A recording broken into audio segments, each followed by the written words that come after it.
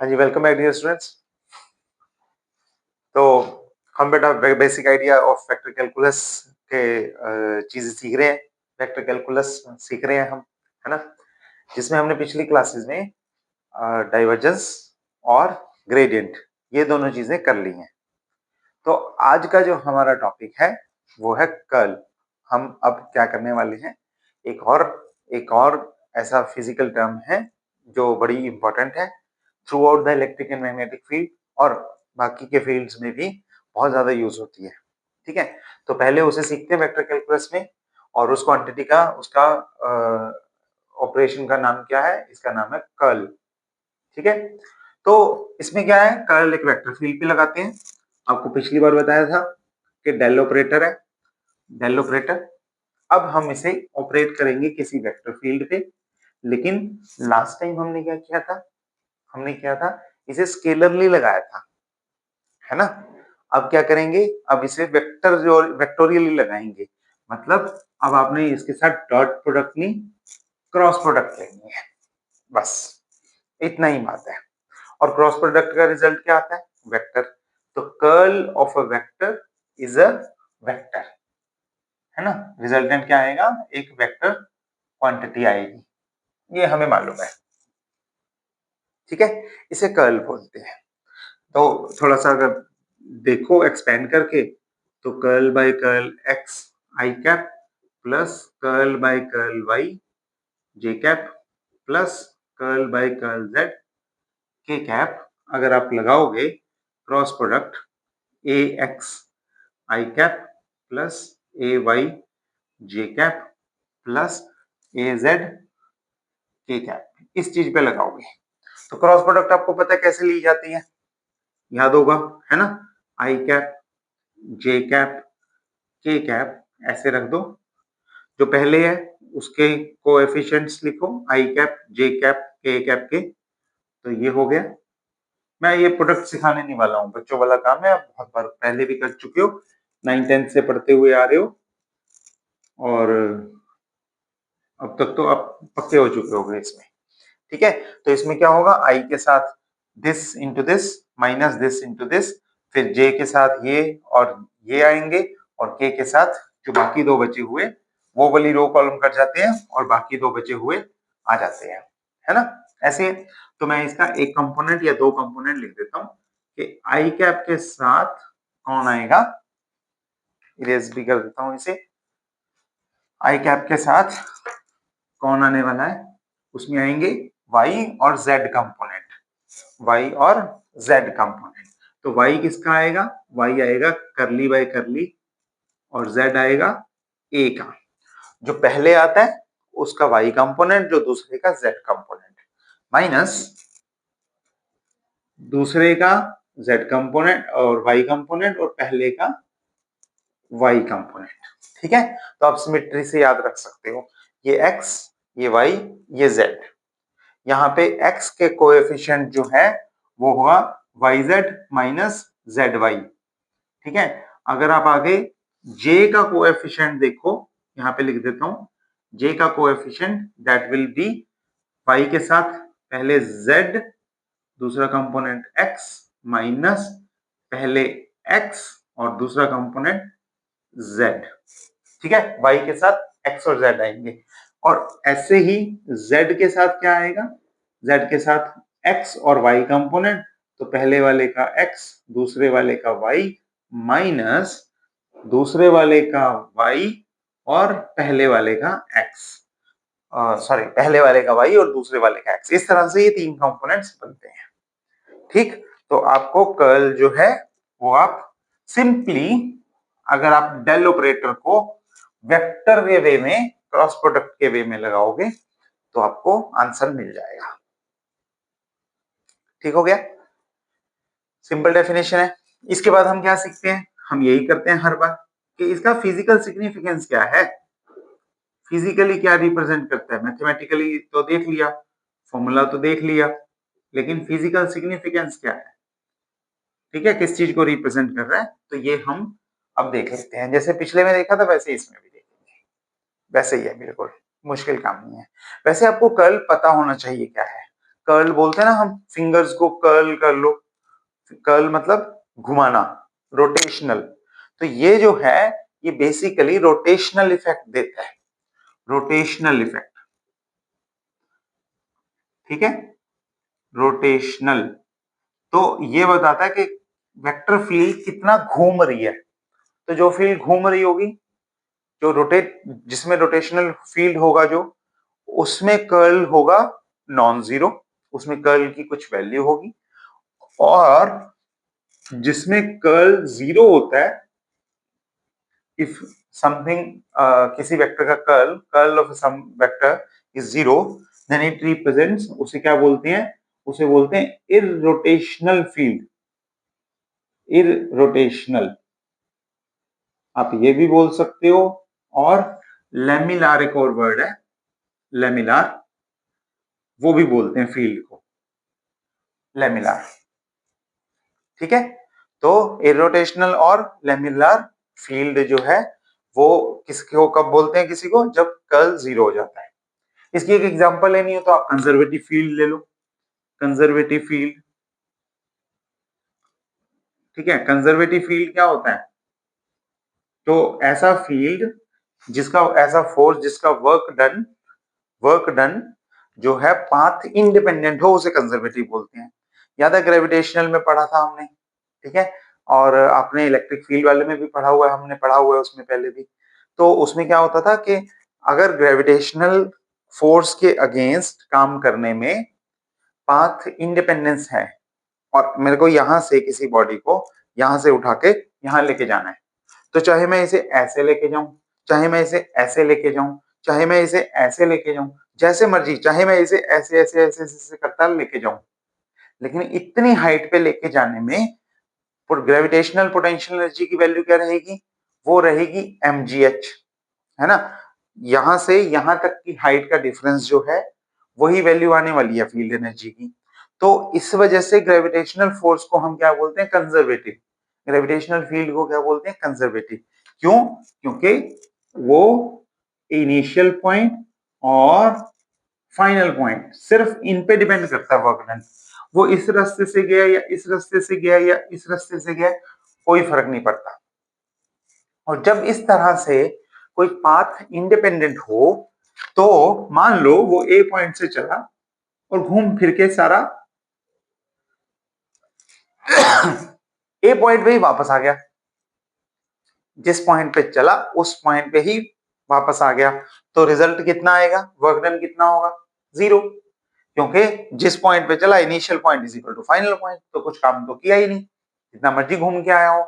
तो ये फील्ड क्या हो जाएगी, इसे क्या बोलेंगे, क्योंकि इसमें क्लोज पाथ पे क्या होगा, कर्ल जीरो होगा, तो इसे क्या बोलेंगे, इररोटेशनल और लेमिनार फील्ड, ठीक है।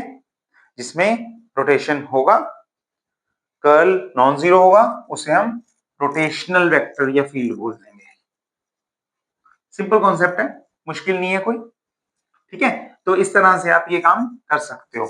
हम इसमें न्यूमेरिकल्स भी करेंगे, लेकिन पहले मैं फिजिकल सिग्निफिकेंस का आर्टिकल करवाऊंगा, तो पहले उसे देखते हैं, फिर मैं इसमें और क्वेश्चंस करवाऊंगा। ओके, तो फिजिकल सिग्निफिकेंस में जैसे हमने पिछली बार बनाया था वैसे ही हम इस बार बना लेते हैं। बड़ा आसान सा एक प्लेन बना लो, एक्स वाई प्लेन ले लिया हमने, एक्स वाई प्लेन, ये ओरिजिन, ठीक है। और इस प्लेन में एक छोटा सा प्यारा सा नन्ना सा मुन्ना सा एक रेक्टेंगल ले लो, ए बी सी डी, ठीक है। मान लो ये ऐसे जा रहा है, A to B to C to D और डी टू ए, ठीक है। इनकी लेंथ क्या लेनी है, अलोंग एक्स एक्सिस dx ले लो, अलोंग y एक्सिस dy ले लो। लास्ट टाइम हमने पैरेललोपिपेड लिया था, उसमें सरफेस की बात करनी थी, सरफेस एरिया की। इस बार हमने सरफेस एरिया में नहीं, हमने लाइन इंटीग्रल की बात करनी है कि वो लाइन पे चले। तो हमने पिछली बार dx dy dz का पैरेललोपिपेड माना था, और इस बार हम dx dy एजेस का एक रेक्टेंगल मान रहे हैं, ठीक है। ओके, एक बार फिर से बताता हूं, अगर आप लाइन को क्लोज करते हो, लाइन को क्लोज करते हो तो बनता है एरिया, एरिया ऑक्यूपाई कर सकते हो। और अगर एरिया को क्लोज करते हो, टोटल क्लोज्ड सरफेस एरिया ले रहे हो, तो बनता है वॉल्यूम। ठीक है, उससे बनता है वॉल्यूम। तो लास्ट टाइम हमने जो किया था, जो कि फ्लक्स की बात कर रहा था, उसमें होता है क्लोज्ड एरिया। तो उसमें हम लेते थे ये क्लोज्ड सरफेस इंटीग्रल। ठीक है, यहां पे हम लेंगे ये क्लोज्ड लाइन इंटीग्रल, क्योंकि कर्ल का जो रिलेशन है वो लाइन इंटीग्रल के साथ है। तो अब हमने ये चीज निकाल ली, चलो हो गया।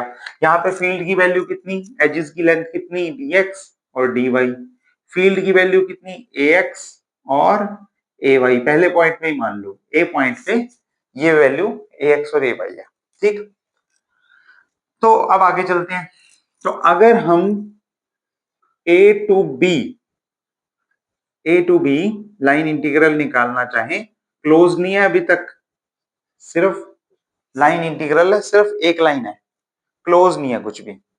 ठीक है, ए टू बी एक लाइन।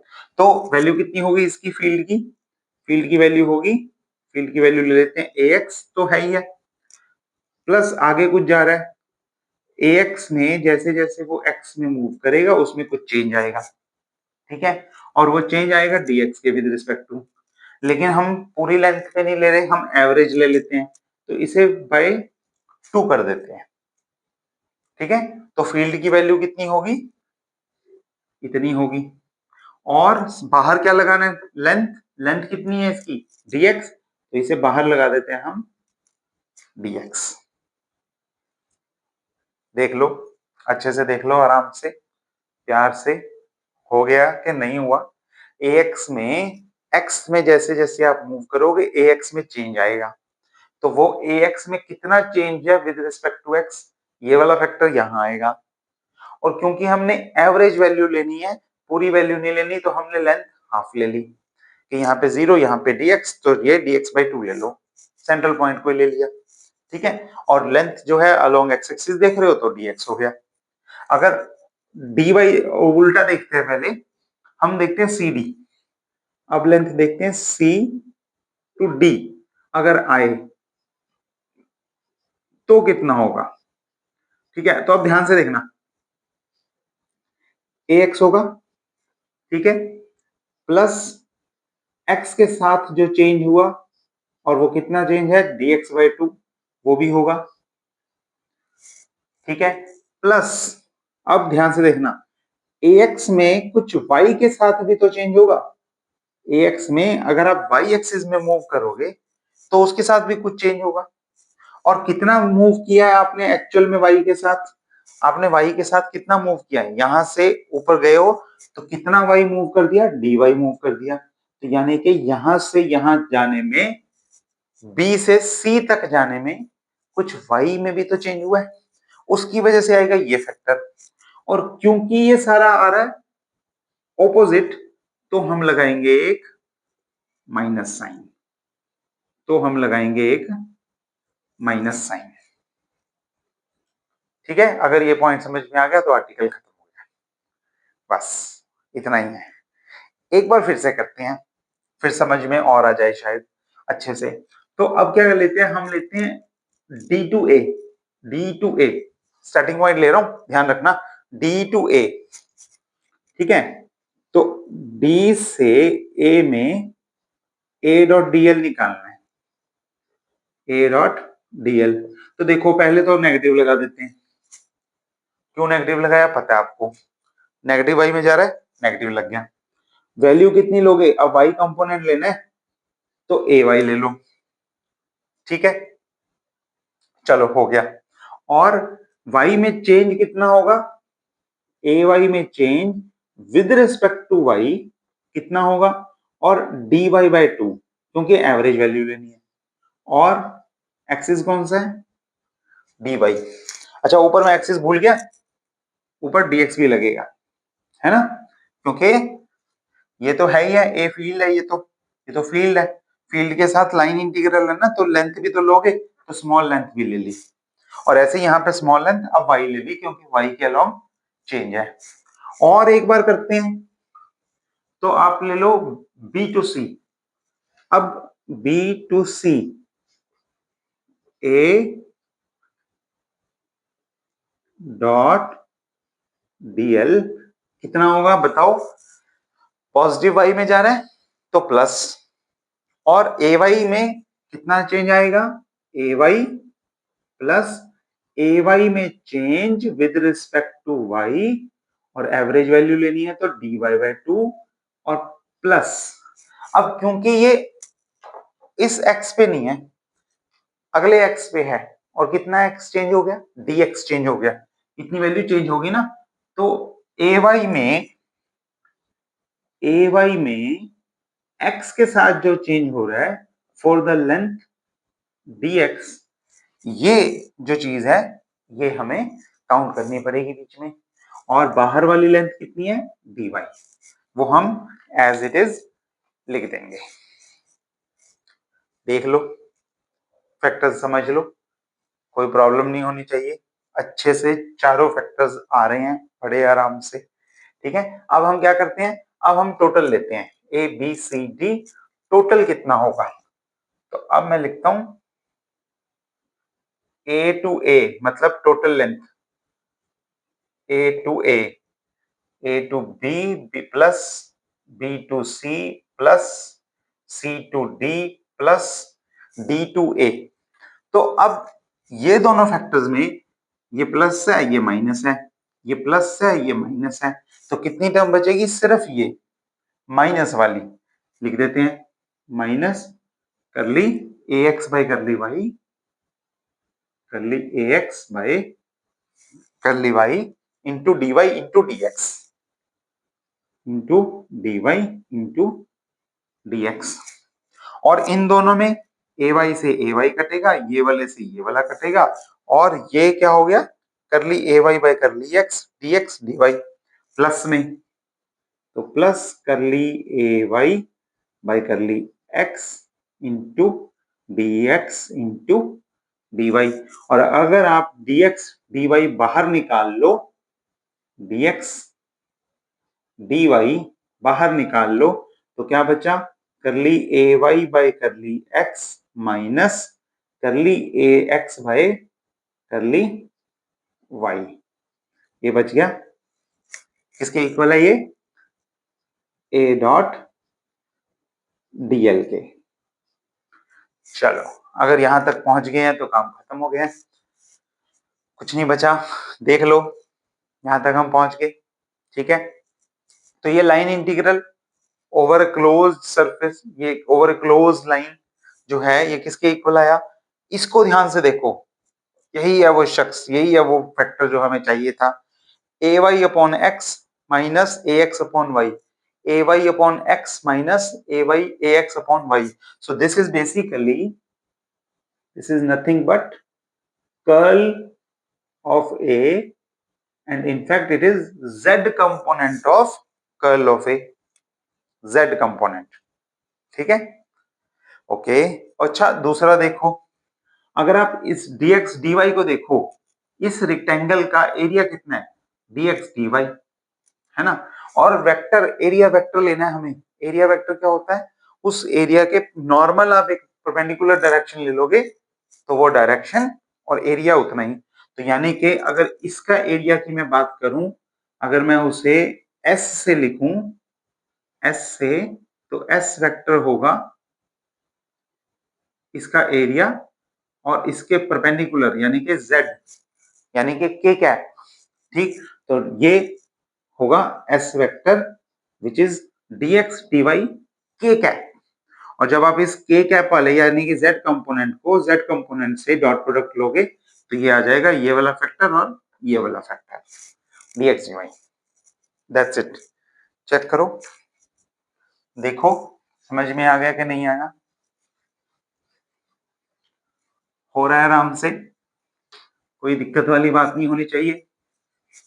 हमारा फैक्टर आ गया बहुत प्यारा सा बढ़िया सा फैक्टर आ गया, क्या फैक्टर आया, हमारा फैक्टर आया कि कर्ल का z component, curl of A का z कंपोनेंट किसके इक्वल आ गया, उस पूरे वेक्टर को लाइन इंटीग्रल ले लो ओवर ए क्लोज लाइन ले लो और उसी सरफेस एरिया से डिवाइड कर दो एक तरह से, ये हुआ ना, ओवर dx dy लिख देता हूं मैं, डॉट प्रोडक्ट के बाद हम ऐसे डिवाइड करेंगे, ऐसे नहीं करेंगे, तो ओवर dx dy। अगर आप एक्स वाई प्लेन की जगह वाई जेड प्लेन ले लोगे तो क्या होगा, यहाँ पे dx dy की जगह dy dz आ जाएगा, dy और dz, या फिर अगर एक्स जेड लोगे तो dx dz, और वाई जेड लोगे तो dy dz। और जो तीसरा एक्सिस बचेगा, एक्स वाई में z बचा है और एक्स वाई में z है, एक्स जेड में y होगा और वाई जेड में x होगा, वो तीसरा वेक्टर की डायरेक्शन है उस एरिया वेक्टर की। तो ये कर करा के एक कर्ल ऑफ ए का z कंपोनेंट दे रहा है, दूसरा x कंपोनेंट देगा, तीसरा y कंपोनेंट देगा। तो टोटल कर्ल किसको रिप्रेजेंट कर रही है, it is representing the closed line integral of that vector field per unit area. ठीक है, ये इसका फिजिकल सिग्निफिकेंस है, यही देता है वो। ओके, चेक कर लो।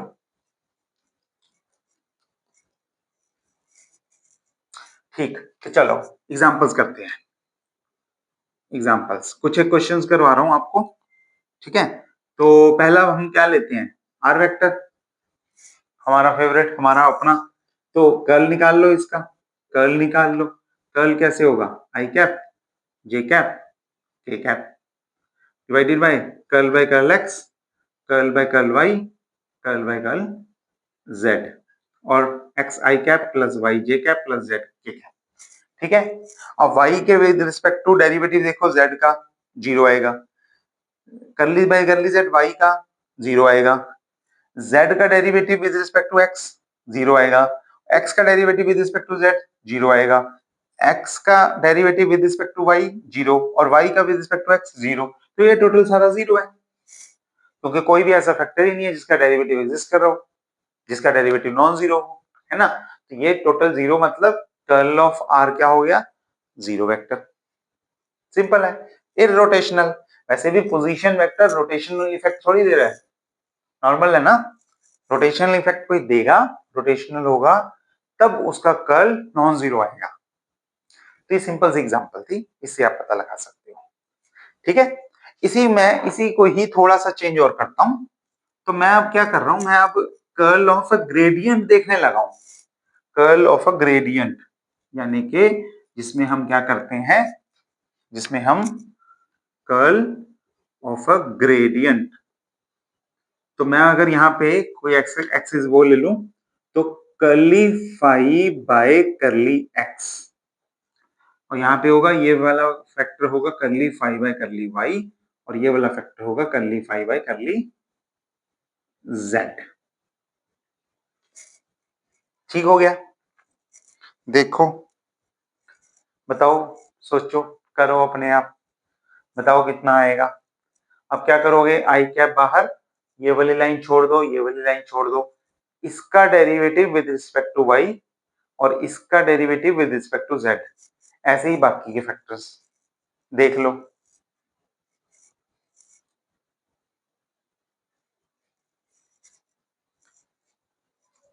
निकल गया,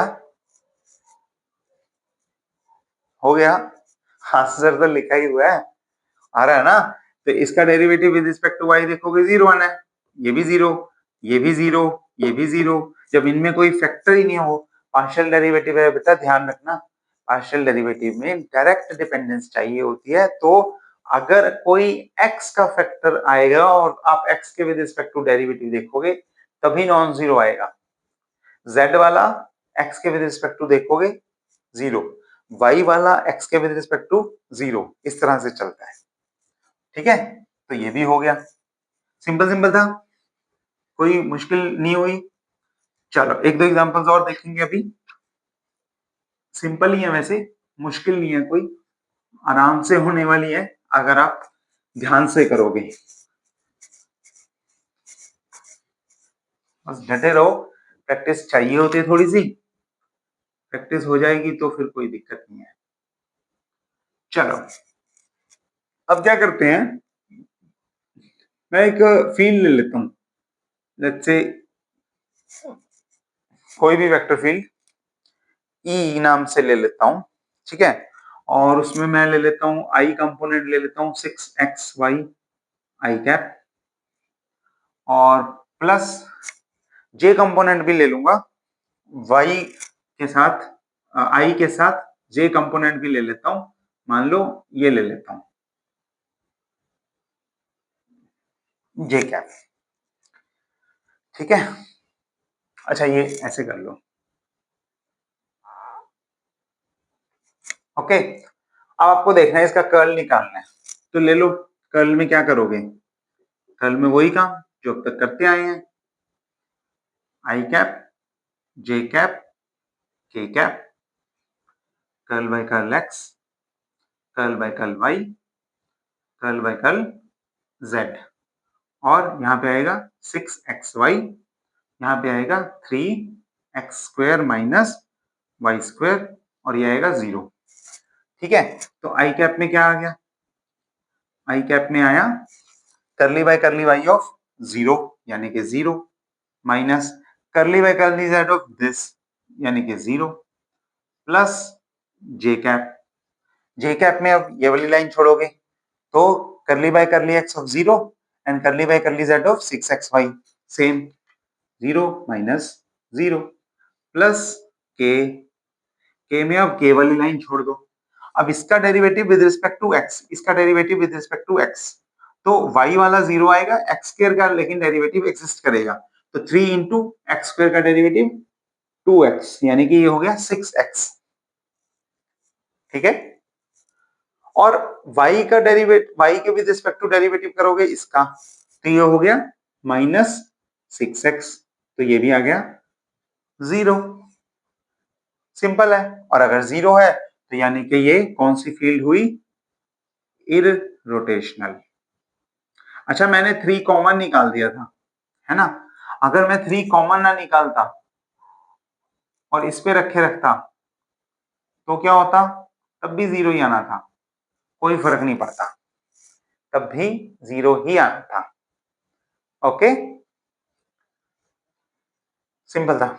चलो एक और करते हैं, फोर्थ क्वेश्चन, एक और एग्जांपल लेते हैं, एक और वेक्टर लेते हैं और उस वेक्टर में थोड़ा सा और प्रोसेसिंग करेंगे, ठीक है। तो मैं ले लेता हूं, कोई वेक्टर ले लूं मैं, ओके। तो हम लेते हैं ये वाला vector a is equal to x² y i cap, मैं कोई भी ले सकते हैं, कोई ऐसी बात नहीं है, स्पेसिफिकली जो एग्जांपल्स आपके एग्जामिनेशन पॉइंट ऑफ व्यू से इंपॉर्टेंट होती हैं, बहुत बार पूछी गई होती हैं, मैं पर्टिकुलरली उनको चूज कर रहा हूँ, ठीक है, तो करके, अदरवाइज कुछ भी ले लो, मेथड सेम है, प्रोसीजर सेम है, वैसे ही काम होना है, ओके। तो प्लस 2yz के कैप, तो इसे हम एक और लेवल पे करेंगे, हम निकालते हैं इसका कर्ल ऑफ ए, इतना तो निकालेंगे ही निकालेंगे, है ना, हम कर्ल ऑफ ए निकालते हैं, कर्ल ऑफ ए, सिंपल है। तो पहले चलो कर्ल ऑफ ए निकालेंगे, ठीक है, तो ये हो जाएगा curl of A i j k curl by curl x, curl by curl y, curl by curl z, और x² y माइनस 2xz और प्लस 2yz, ठीक है। तो अब i के विद रिस्पेक्ट टू, कर्ल एक बाहर है उसको बाहर ही रख रहा हूं, अंदर वाले को देख रहा हूं, i के विद रिस्पेक्ट टू कौन आएगा, इसका y के with respect to derivative 2z, minus इसका z के with respect to derivative, minus तो पहले से ही है माइनस 2x, और लगाओगे तो ये प्लस 2x हो जाएगा, ठीक है।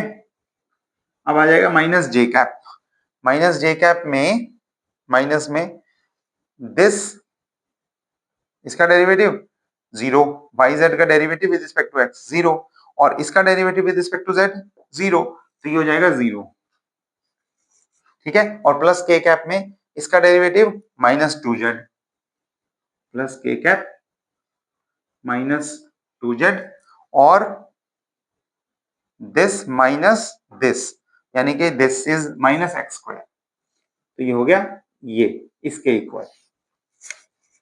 ठीक है, अब इसे सॉल्व कर लो, तो इसे सॉल्व करोगे तो ये होगा i cap j cap k cap और कर्ल बाय कर्ल एक्स।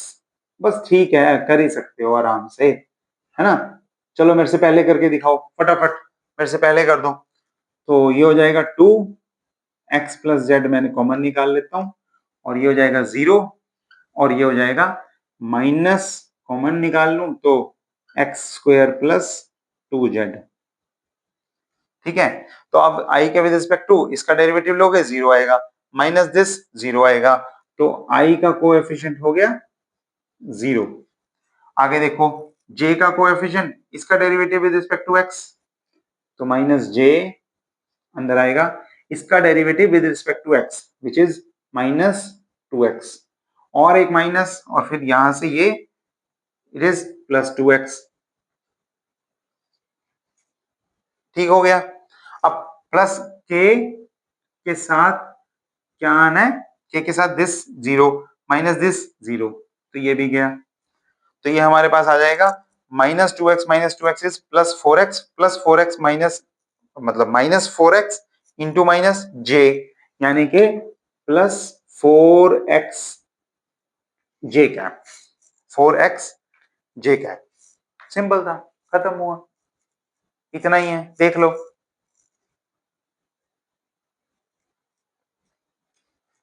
ठीक है ना।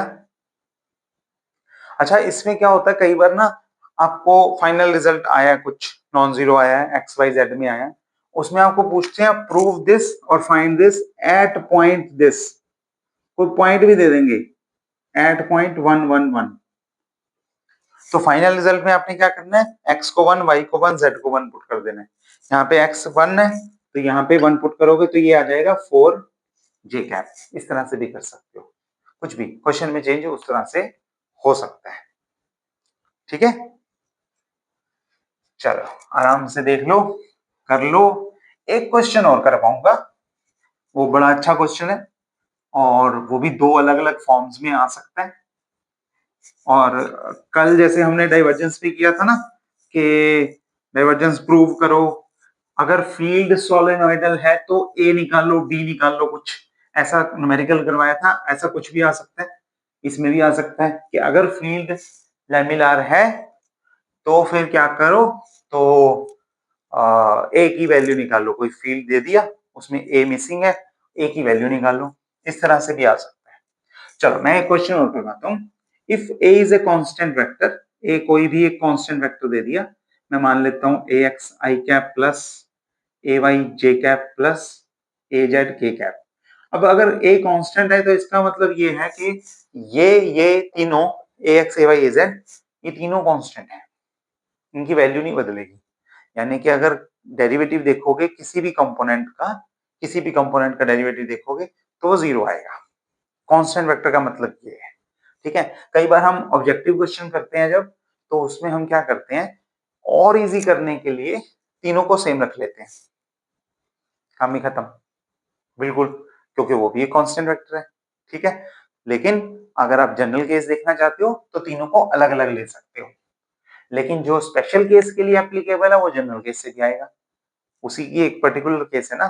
तो कंपटीशन के ऑब्जेक्टिव क्वेश्चंस में फास्ट आंसर निकालने के लिए आप क्या कर सकते हो, आप सेम रख सकते हो कहीं बहुत सारी जगहों पे, अदरवाइज जनरल काम करना है तो अलग अलग लेके चलो।